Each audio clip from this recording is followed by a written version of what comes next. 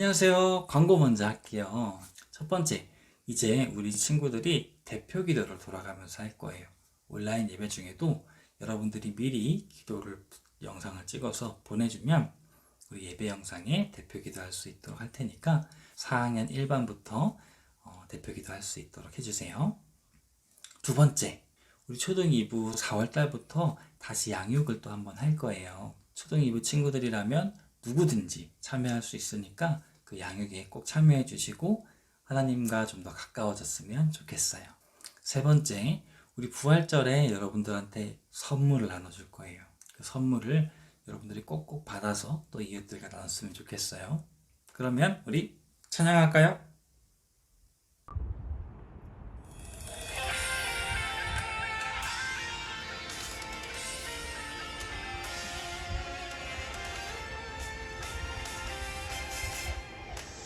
평범하지 않아 특별한 하나님 창품 믿음으로 바라보면 소중함을 알게 돼 나를 통해 이룰 특별한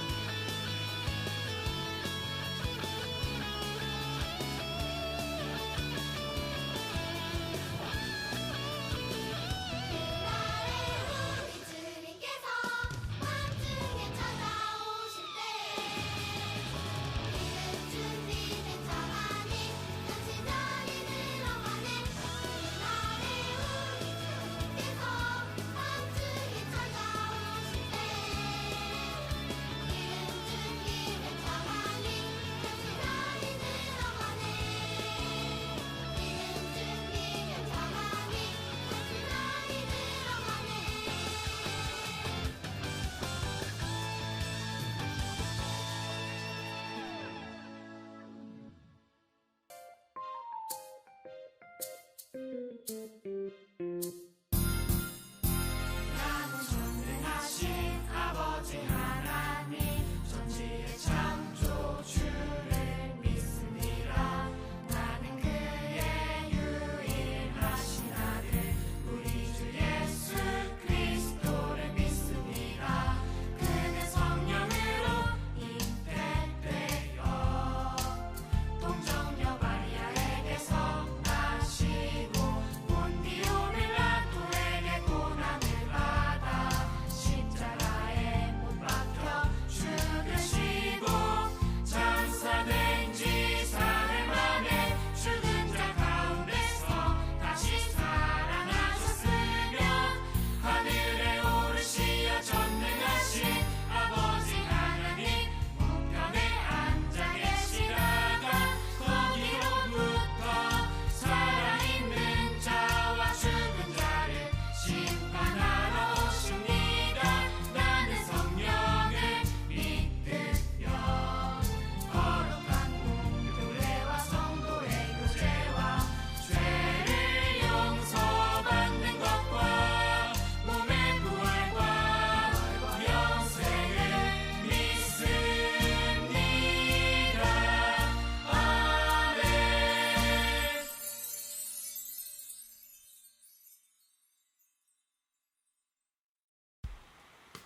안녕하세요. 은혜동산교회 초등 2부 어린이 여러분. 오늘도 진심으로 하나님께 예배할 준비가 되었나요? 여러분 혹시 지난주 말씀 기억하고 있어요?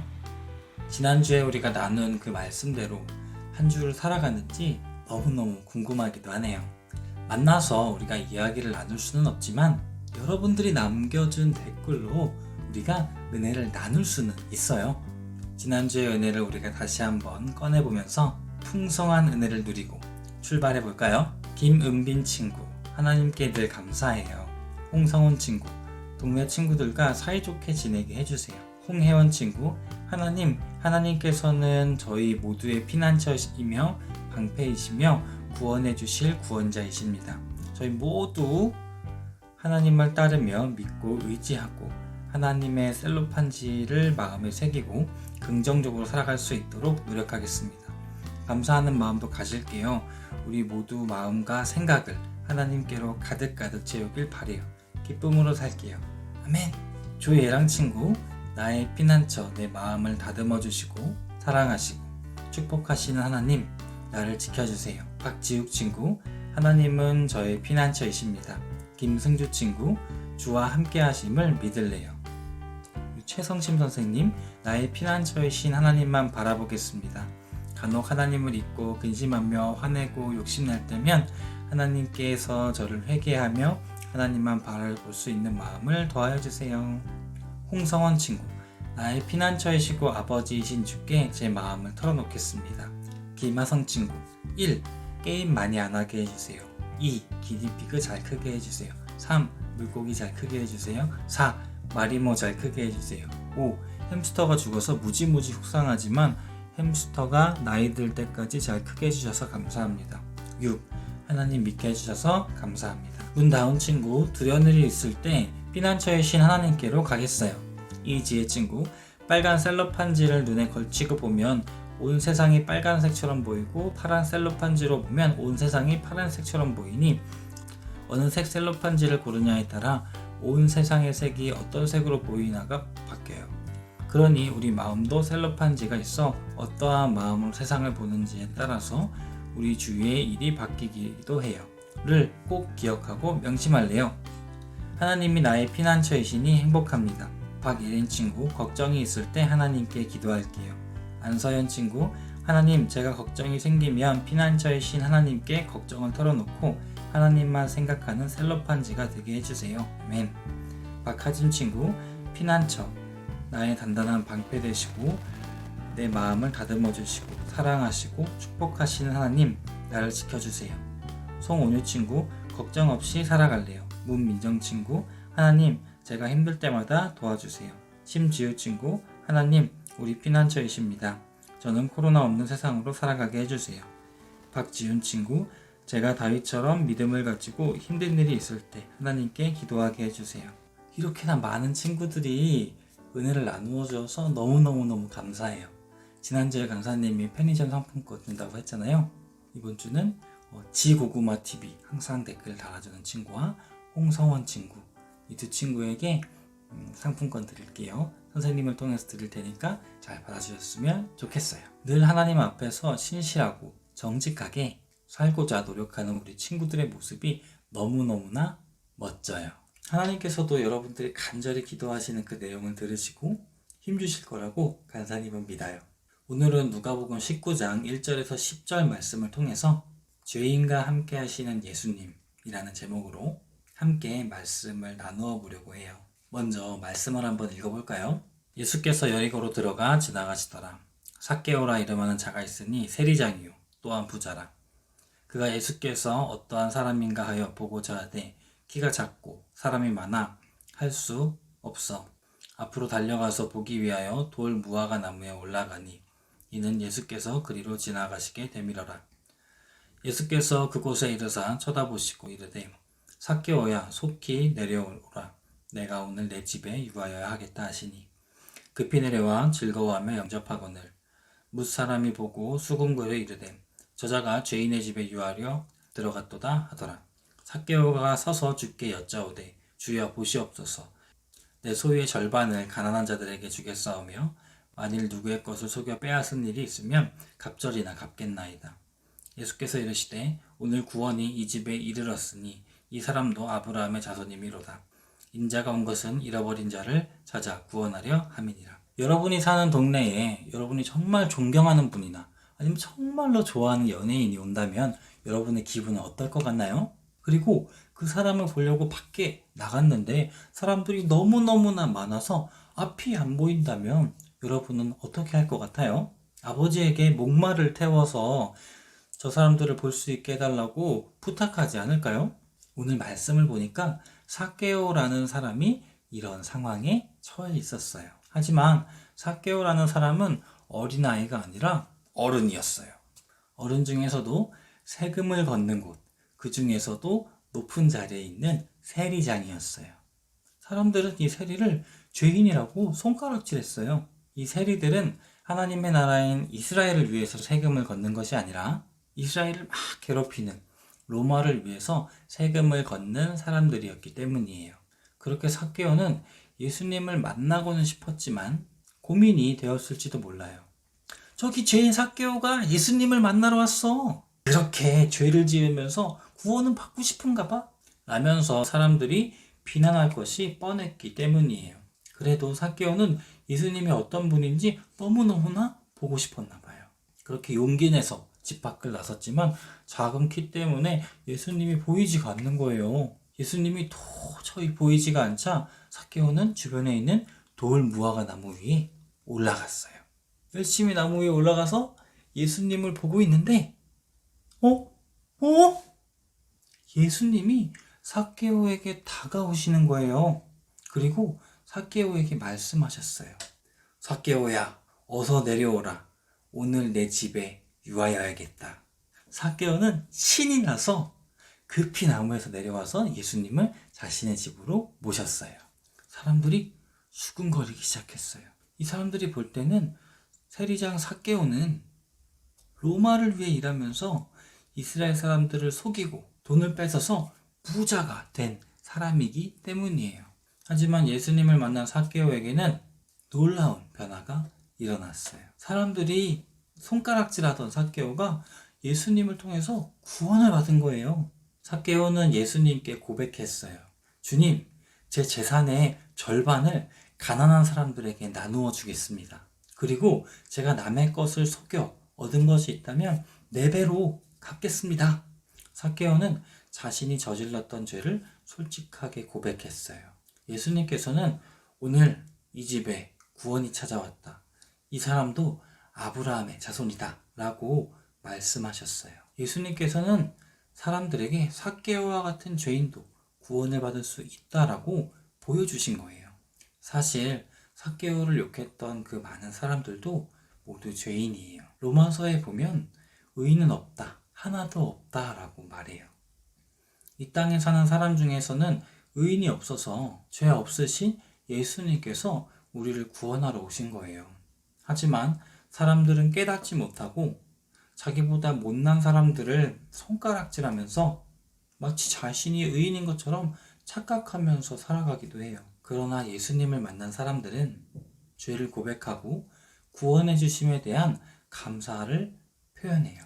그리고 예수님을 닮은 사람으로 살아가겠다고 약속하죠. 우리는 예수님께서 부르시고 구원해 주셔서 감사하다고 고백하고 있나요? 지금까지 그러지 않았다고 해도 아니면 까먹고 있었다고 해도 괜찮아요. 지금 고백하고 감사하면 됩니다. 예수님께서 보여주신 사랑을 기억하고 감사하며 삭개오처럼 예수님을 닮겠다고 약속했으면 좋겠어요. 그리고 이제 우리 생각해 보았으면 좋겠어요. 삭개오처럼 돌이키는 결심을 우리는 무엇을 할 수 있을까? 한번 생각해 보았으면 좋겠어요. 삭개오는 자신이 가진 것을 가난한 사람들에게 나누어 주고 자신이 잘못한 것을 돌이키려고 애쓰고 있어요. 우리는 하나님께서 우리에게 주신 것을 이웃에게 나누고 있나요? 꼭 삭개오처럼 돈이 아니더라도 우리의 시간, 따뜻한 말, 성품 같은 것들을 하나님께서 우리에게 주셨어요. 우리에게 주신 것이 무엇인지 고민해보고 나누겠다고 결심했으면 좋겠어요. 결심한 내용을 가지고 우리 기도했으면 좋겠어요. 하나님, 나를 구원하심에 감사드립니다. 나에게 이렇게 좋은 것을 주심에도 감사드려요. 이렇게 좋은 것을 이웃을 섬기는 데 쓸 수 있도록 지혜와 용기를 주세요라고 기도했으면 좋겠어요. 우리 눈을 감고 기도하고 우리의 은혜를 잠시 댓글로 나누어 보았으면 좋겠어요.